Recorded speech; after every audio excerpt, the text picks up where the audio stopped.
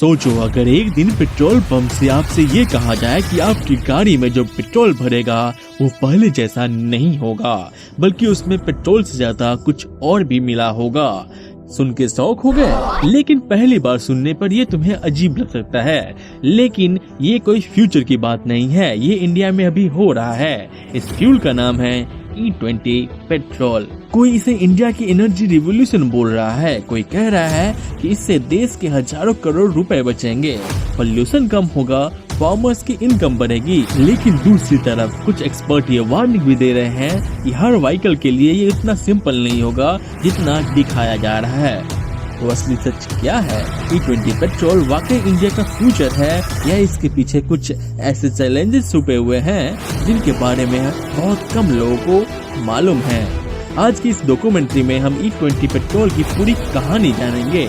ये है क्या, क्यों लाया गया, इसके फायदे क्या है, इसके नुकसान क्या है, और सबसे जरूरी इसका असर आपकी गाड़ी और आपके पॉकेट पे क्या पड़ेगा। तो बिना किसी देरी के चलिए शुरू करते हैं। E20 पेट्रोल आखिर है क्या? E20 पेट्रोल को समझने के लिए सबसे पहले E20 का मतलब समझना जरूरी है। E का मतलब होता है एथेनॉल, 20 का मतलब होता है 20%, यानी 20% एथेनॉल एंड 80% पेट्रोल।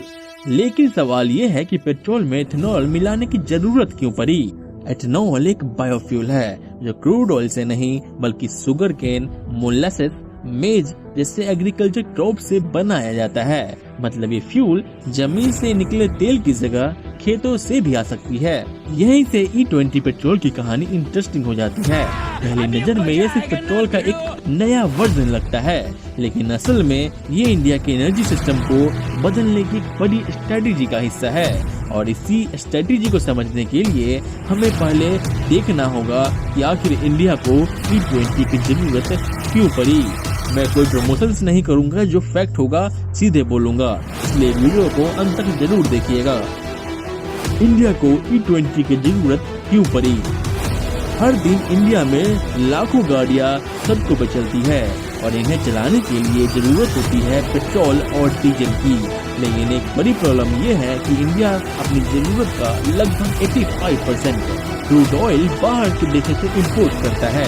इसका मतलब ये हुआ कि जब भी इंटरनेशनल मार्केट में क्रूड ऑयल की प्राइसेस बढ़ती है, उसका सीधा असर इंडिया के इकोनॉमी पे पड़ता है और फ्यूल प्राइसेस बढ़ जाते हैं। इसका एग्जाम्पल हम हाल ही में हुए यूएस, ईरान और इजराइल की लड़ाई में देख चुके हैं। हर साल क्रूड ऑयल इंपोर्ट पर देश के लाखों रुपए खर्च होते हैं। सिर्फ इतना ही नहीं, पेट्रोल और डीजल से निकलने वाले इमिशंस, पोल्यूशन, क्लाइमेट चेंज भी हो जाते हैं। इसी वजह से दुनिया भर के देश क्लीनर फ्यूल्स की तरफ बढ़ रहे हैं। साथ ही इंडिया में शुगर केन और दूसरी एथेनॉल बनाने वाले क्रॉप्स का प्रोडक्शन भी काफी ज्यादा होता है। कई बार इतना सरप्लस हो जाता है कि उसका इस्तेमाल करना एक चैलेंज बन जाता है और यहीं से गवर्नमेंट को एक आइडिया मिलता है। अगर इम्पोर्टेंट पेट्रोल का कुछ हिस्सा देश में बने एथेनॉल से रिप्लेस कर दिया जाए तो एक ही कदम से कुछ हद तक ऑयल इंपोर्ट्स को कम कर सकते हैं।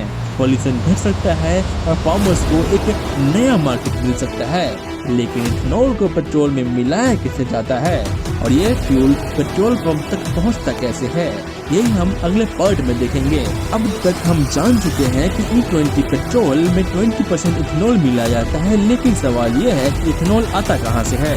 इंडिया में इथेनॉल की सबसे बड़ा सोर्स शुगर केन है। शुगर मिल में जब भी चीनी बनाई जाती है तो उसके बाद एक बाई प्रोडक्ट बचता है जिसे मोलासेस कहते हैं। इसी मोलासेस को फर्मेंटेशन और डिस्टिलेशन जैसे प्रोसेस से गुजारकर एथेनॉल में बदला जाता है। आज के समय सिर्फ शुगर केन ही नहीं बल्कि मेज यानी कॉर्न, मक्का और कुछ दूसरे एग्रीकल्चर फीड स्टॉक्स से भी इथेनॉल बनाया जा रहा है ताकि प्रोडक्शन और बढ़ सके। इसके बाद एथेनॉल को क्वालिटी टेस्ट से पास करा जाता है और ऑयल मार्केटिंग कंपनीज जैसे इंडियन ऑयल, भारत पेट्रोलियम और हिंदुस्तान पेट्रोलियम को अपने डिपोट्स पर इथेनॉल पेट्रोल के साथ 20 और 80 के रेशियो में ब्लेंड किया जाता है और वहीं से सारे लोगों को प्रोवाइड किया जाता है। लेकिन अगर इस प्रोसेस में इतनी मेहनत की जा रही है तो इससे इंडिया को आखिर मिलता क्या है? क्या इसके फायदे वाकई में इतने अच्छे हैं जितने बताए जा रहे हैं? अब बात करते हैं E20 बेनिफिट्स की, उसके बाद बात करेंगे इसकी क्या नुकसान है। पहले बात करते हैं बेनिफिट की। तो E20 के फायदे जानते हैं। पेपर पर देखा जाए तो E20 पेट्रोल के बेनिफिट्स काफी इंप्रेसिव लगते हैं। इतना इंप्रेसिव कि लगता है पेट्रोल ने भी फाइनली अपनी लाइफ में सेल्फ इम्प्रूवमेंट का कोर्स ज्वाइन कर लिया हो। सबसे पहला फायदा होता है ऑयल इंपोर्ट्स में कमी, क्योंकि पेट्रोल का 20% हिस्सा एथेनॉल से रिप्लेस होता है, तो इंडिया को बाहर से उतना क्रूड ऑयल खरीदने की जरूरत नहीं पड़ती। इससे फॉरेन एक्सचेंज की बचत होती है और देश में एनर्जी सिक्योरिटी मजबूत होती है। मतलब हर बार जो क्रूड ऑयल का बिल देखकर फाइनेंस डिपार्टमेंट वालों की रूह अपने बॉडी से बाहर जाती है, वो अब थोड़ा कम बाहर निकलेगी। दूसरा फायदा एनवायरनमेंट से जुड़ा है। इथेनॉल एक रिन्यूएबल बायोफ्यूल है, इसलिए E20 ब्लेंड से ट्रेडिशनल पेट्रोल के मुकाबले कुछ हार्मफुल इमिशंस कम हो रहे हैं। इसलिए E20 से ट्रेडिशनल पेट्रोल के मुकाबले कुछ हार्मफुल इमिशंस कम हो सकते हैं। ये इंडिया के क्लीन एनर्जी और इमिशन रिडक्शन गोल को सपोर्ट करता है। सीधी बात, हवा थोड़ी कम जहरीली होती है ताकि हम लोग एक साथ नहीं, थोड़ा धीरे धीरे मरे। तीसरा फायदा सीधे फार्मर्स तक पहुंचता है। शुगर केन और मेज जैसे क्रॉप्स की डिमांड बढ़ने पर लोग उसकी फसल उगाना शुरू कर देते हैं, जिससे उनको थोड़ा बहुत फायदा हो जाता है। रूरल एरियाज में भी फायदा हो जाती है और इकोनॉमी को बूस्ट मिलता है। कम से कम खेती का फ्यूचर इतना डार्क नहीं लगता जितना कभी कभी बिजली बिल और डीजल का रेट देखकर लगता है। और सबसे बड़ी बात, अगर देश को धीरे धीरे इम्पोर्टेड फॉसिल फ्यूल्स पर डिपेंड करने का मौका मिले तो वो देश उसको क्यों नहीं अपनाएगा। फ्यूचर में ग्लोबल ऑयल प्राइस स्टॉक्स का असर भी कुछ हद तक हो सकता है। मतलब मिडिल ईस्ट में कुछ प्रॉब्लम हो तो हमारे देश में भी असर होता है। तो सरकार का कहना है कि हम इससे गवर्नमेंट और किसान और पूरा देश का फायदा कर रहे हैं, साथ ही थोड़ा सा कम इमिशंस निकल रहे हैं, तो कोई दिक्कत वाली बात नहीं है। अब ये हुई एक साइड, लेकिन उसकी दूसरी साइड भी है। दूसरी साइड बहुत ज्यादा इंटरेस्टिंग बनाती है इस पार्ट को। तो अभी तक आप सोच रहे थे कि मेरे को कोई प्रमोशंस मिला है, तो ऐसा कुछ नहीं है। अभी आप दूसरी साइड जान लो, जो सच है, जो सच में हो रहा है वो आप सुनो। E20 पेट्रोल का डार्क साइड।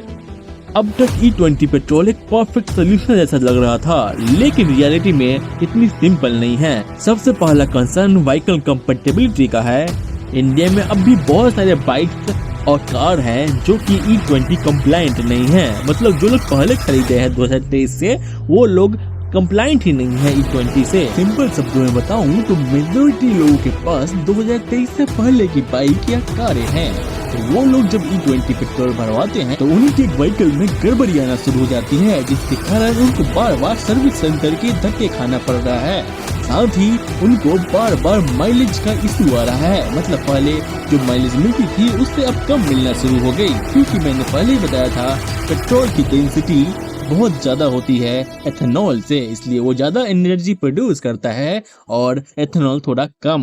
अब क्योंकि 20% एथेनॉल है तो वो कम एनर्जी प्रोड्यूस करेगा और आपको मिलेगी कम माइलेज। लेकिन हद तो तब हो जाती है जब सरकार ने बहुत ही जल्दबाजी में E20 को मैंडेटरी कर दिया।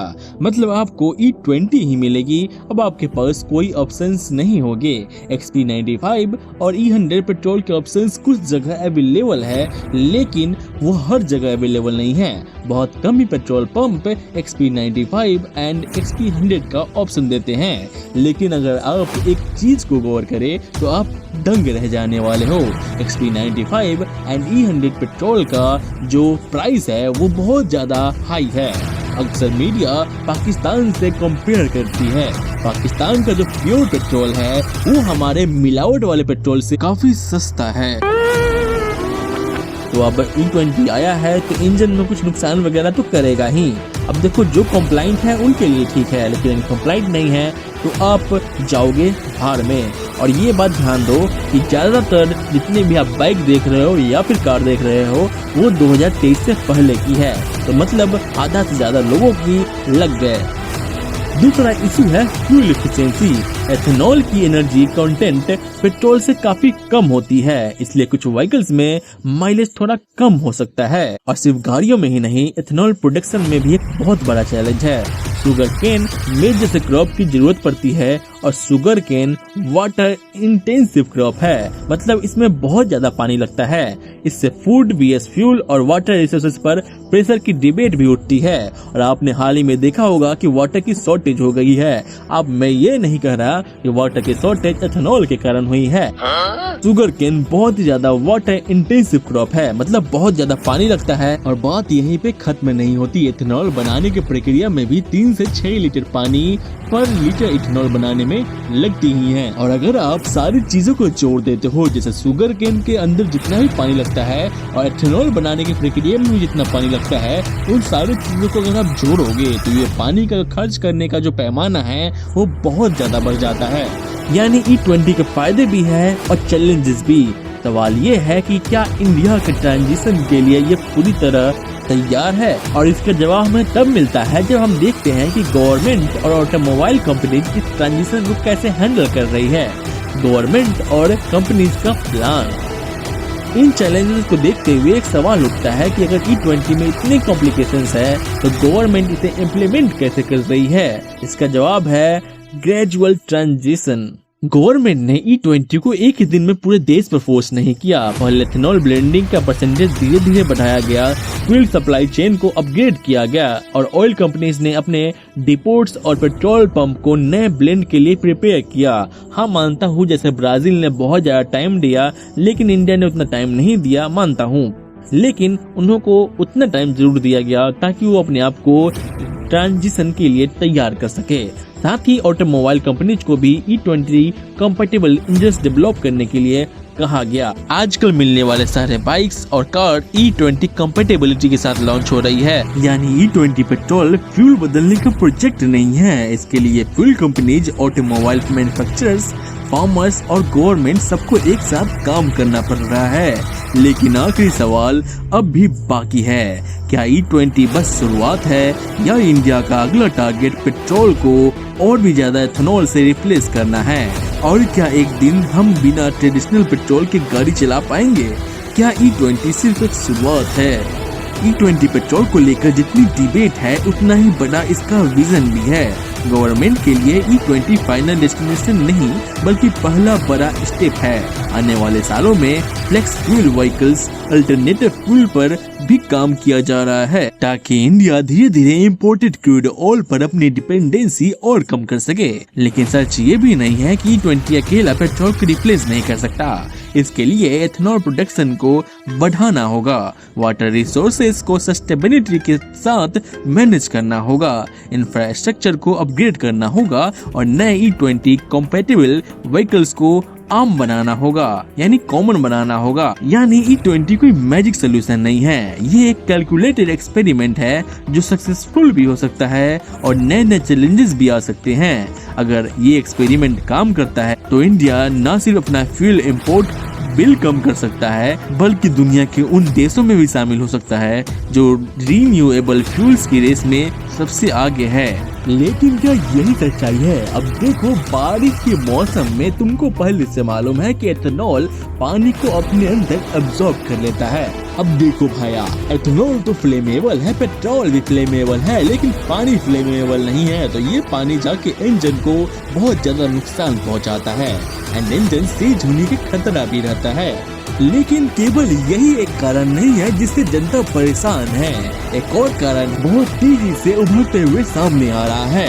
अब देखो, पहले भी जो पेट्रोल पंप वाले थे वो मिलावट करते थे ताकि उनको अच्छा प्रॉफिट मिल सके, लेकिन एथेनॉल मिलने के बाद पहले से ही पेट्रोल की कमी हो चुकी है एंड पेट्रोल उसमें 80% ही है, 20% ऑलरेडी उसमें एथेनॉल है, ऑलरेडी मिलावट की जा चुकी है सरकार के द्वारा। तो ये जब पेट्रोल पंप वाले उसमें और मिलावट करते हैं तो व्हीकल बर्दाश्त नहीं कर पाता और उनका व्हीकल कमजोर होना शुरू हो जाता है और बहुत ही ज्यादा जल्दी खराब हो जाता है। और इसके रिगार्डिंग जैसे ही लोग सर्विस सेंटर में जाते हैं तो उनको मालूम चलता है कि पेट्रोल में बहुत सारी अशुद्धियां थी, जिसके कारण हमारा जो गाड़ी है वो खराब हो चुका है। एंड जैसे ही ये सारी चीजें मालूम चलती है एक आम नागरिक को तो वो बहुत ज्यादा गुस्सा हो जाते हैं और सारा जो प्रेशर होता है वो आ जाता है गवर्नमेंट के ऊपर। लोग बहुत अच्छी अच्छी गालियां देने लग जाते हैं गवर्नमेंट को, क्योंकि उन्होंने एथेनॉल मिलाया है पेट्रोल में और इसी के कारण उनको इतना बैकलैश झेलना पड़ता है। इतना ही नहीं, कभी कभी जो पेट्रोलियम कंपनीज हैं उनके अंदर जो ब्लेंडिंग की प्रक्रिया है उसमें कुछ एरर या ग्लिचेज आ जाती है, उसके कारण जो ब्लेंडिंग होती है वो सही से नहीं हो पाती एंड उसमें कुछ अशुद्धियां रह जाती है। उससे भी व्हीकल को बहुत ज्यादा नुकसान पहुंचता है एंड ऊपर से जो खरी खोटी बची होती है वो पेट्रोल पंप वाले मिलावट करके पूरा कर देते हैं। मतलब व्हीकल की हर तरफ से वाट लग जाती है। लेकिन सच बताऊं तो मुझे बहुत ज्यादा बुरा लगा था तब जब सुप्रीम कोर्ट के पूछने पर सरकार ने ये कहा कि हम तो बस एक्सपेरिमेंट कर रहे हैं एथेनॉल से कि गाड़ियां कैसे चल रही है कैसे नहीं चल रही है। मतलब हम आम जनता की जितनी भी गाड़ियां है वो उनके लिए एक एक्सपेरिमेंट मटेरियल है। ये सुनकर मैं बहुत ज्यादा निराश हो ही रहा था कि तभी मुझे मालूम चलता है कि ये जो E30 है बहुत जल्दी आने वाला है, E27 उससे पहले आएगा और साथ ही साथ E85 भी आने वाला है। और नितिन गडकरी जी ने फ्लेक्स फ्यूल में यानी 100% एथेनॉल फ्यूल पे साइन भी कर दिया है। अब सवाल ये है कि क्या हमारा देश इन अपकमिंग चैलेंजेस के लिए रेडी है। सुनने में तो ये भी आ रहा है कि पेट्रोल के अलावा डीजल में आइसोब्यूटेनॉल मिलाया जाएगा।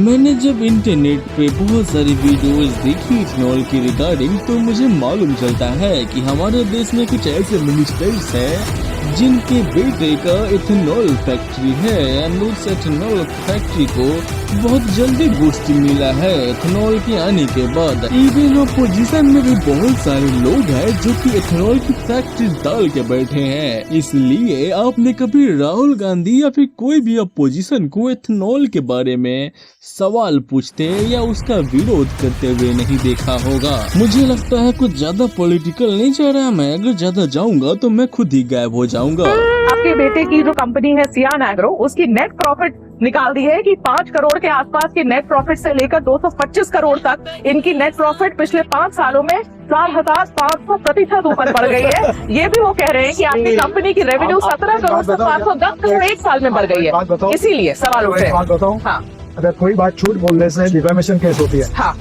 आपने जो पढ़ा इसके ऊपर मैं आपके ऊपर डिफेमेशन केस भी कर सकता हैं। दिल्ली देहरादून पूछूंगी सर, उस पर गटे हुए थे सर। आप लोगों ने कितने हजार करोड़ की सर, 12,000 करोड़, किसी ने बोला 29,000 करोड़, इतने हजार करोड़ की आप बना देते हैं हाईवे और आपने एकदम बेस्ट टेक्नोलॉजी बेस्ट मटेरियल, 12 घंटा हो जाता है, फिर किसी सवाल पूछो तो गलत है। अब फैसला आपका है, क्या E20 पेट्रोल इंडिया के एनर्जी फ्यूचर की सबसे बड़ी ब्रेक थ्रू है? यह एक ऐसा एक्सपेरिमेंट जिसका असली रिजल्ट हमें कुछ सालों में ही देखने को मिलेगा। तो ये थी इथेनॉल और पेट्रोल की पूरी कहानी। एक ऐसा फ्यूल जिसे कुछ लोग इंडिया की एनर्जी रिवोल्यूशन मानते हैं तो कुछ लोग इसे एक रिस्की ट्रांजिशन के रूप में देखते हैं। आपका क्या विचार है आप कमेंट में मुझे बता सकते हो। एंड अगर आपने वीडियो को लाइक नहीं किया तो लाइक कर दो, चैनल को सब्सक्राइब नहीं किया तो सब्सक्राइब कर दो। बोलते बोलते मेरी पानी की जो लेवल है बॉडी की वो नीचे गिर चुकी है, तो प्लीज यार सब्सक्राइब कर दो और इसके इस वीडियो को शेयर कर दो, प्लीज शेयर कर दो, जितना हो सके शेयर कर दो, क्योंकि इसमें आपके पैसे नहीं लगने वाले, ये बिल्कुल फ्री है और मैं इसमें कोई प्रॉफिट नहीं कमाऊंगा एथेनॉल की तरह। मैं मिलता हूँ आपसे अगले वीडियो में एक अगले न्यू डॉक्यूमेंट्री के साथ। तब तक के लिए ta-ta, bye bye and thank you.